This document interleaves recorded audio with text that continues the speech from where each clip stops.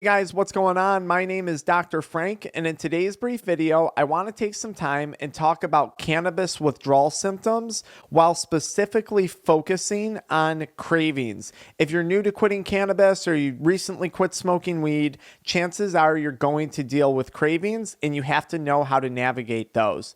I'm the founder of AddictionMindset recovery coaching programs, a company dedicated to helping people quit nicotine, THC, energy drinks, and adult media content, substances that I was once struggling with myself.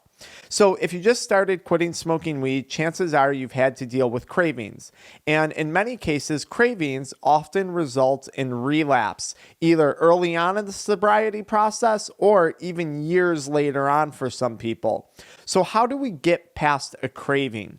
The easiest way to do this is actually understanding what's going on in our brain and understanding what it is we actually are craving.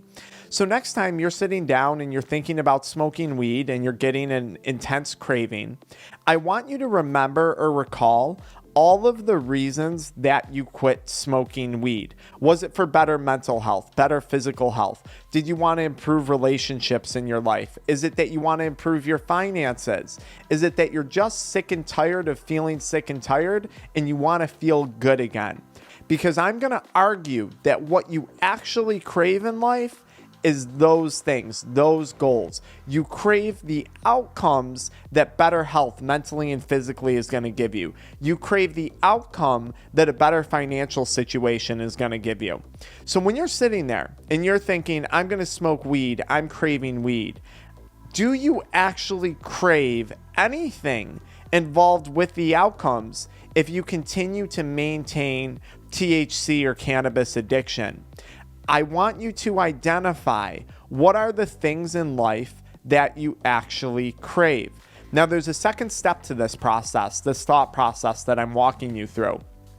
Cravings are nothing more than thoughts, and thoughts only have as much power as we give them. What matters is the actions that we take to fuel those thoughts, because it's our actions that bring life to our thoughts. So if I go home and I'm thinking, wow, I'm really craving weed, which chances are I'm not, especially if I'm trying to quit. If I go home and I'm thinking that to myself, and then I take the action of getting a hold of my plug or driving to the dispensary, getting out my lighter, lighting up my bowl, lighting up my bong, setting up my television to get ready to smoke weed and watch TV. I took actions to give power to the thought behind my craving. Does that make sense? Let me know in the comments below if you're with me so far. Now, on the same note, I can take action to pursue the things in life that I actually crave. So if I crave better finances because I want more financial stability for myself, what actions could I take to pursue that? Well, probably not texting my plug. Probably not going to the dispensary. But maybe what I should do is go watch a YouTube video on investing in ETFs or investing in index funds. Or maybe I start with the basics. Just how do I start to save money? How do I budget? So if I crave better in mental physical health, what actions am I going to take to pursue those things? Am I going to take the action of going to light up another joint? Or am I going to take the action of maybe Googling and finding a psychologist in my area or someone who can help me with the anxiety or reading a book on anxiety? What actions am I going to take to bring my thoughts and my actual things that I crave in life, to reality? And I think that's one of the easiest ways to break down a craving and manage it. Ask yourself, what is it that I actually crave? And what do I have to do to bring that craving to reality? If you're thinking to yourself, you have the thought, oh, I want to smoke weed. I need to smoke weed. That's only a thought. You can take actions to prove that thought wrong, to prove that addictive voice in your brain that it's not in control of you, that you're in control. And you do that by taking action. The last thing I want you guys to do is sit around and try and negotiate or surf a craving. And I'll explain what I mean by that. You can picture yourself next time you're having a craving on a beach, okay? And there you are, and you're sitting in a lounge chair, and there's a big wave coming.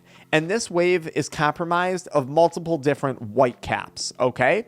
And each of these white caps are thoughts or cravings that are going through your head.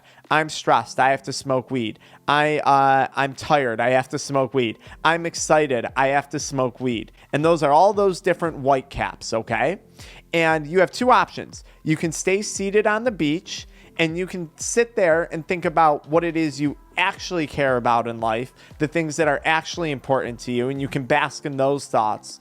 Or you can pick up a surfboard and you can try and go surf this wave of withdrawal symptoms, this wave of cravings that I'm going to tell you, chances are you're not going to successfully be able to surf. Cravings, you don't got to get in the water with them. You don't have to entertain them. It's not your responsibility to, but it is your responsibility to start taking actions day in and day out to achieve the things in life that you're actually setting out to achieve. And those things probably have a lot to do with the reasons why you're quitting smoking weed or using cannabis products. A lot of times in the sobriety and recovery process, people quit, but they fail to start pursuing new things in life, to actually pursue the reasons why they quit. So if you quit to have better relationships, how are you going to do that? If you quit to rebuild your finances, what actions are you taking to rebuild them? Is it performing better in your current career? Is it budgeting? Is it picking up a second job or starting a side hustle? What actions do you have to take to bring those reasons why you quit into your current reality, into your current situation? So next time you're thinking about relapsing, save this video and watch it and walk yourself through this thought process. And I guarantee you something. If you get up and you just start moving around and you start to take action on something else aside from getting up and smoking weed, I promise you within 10 to 15 minutes, in most cases, that craving is going to pass. Addiction is a powerful thing, but it's not that powerful once we understand that we're the ones who are in control of this situation. We're the ones who are in control of what thoughts we bring to reality or we allow to wash away at sea with all those various white caps. That's up to us. And once we're in that position of control, that position of power, suddenly cravings and those thoughts become meaningless. Follow me into the next one where I talk a little bit more about managing cravings.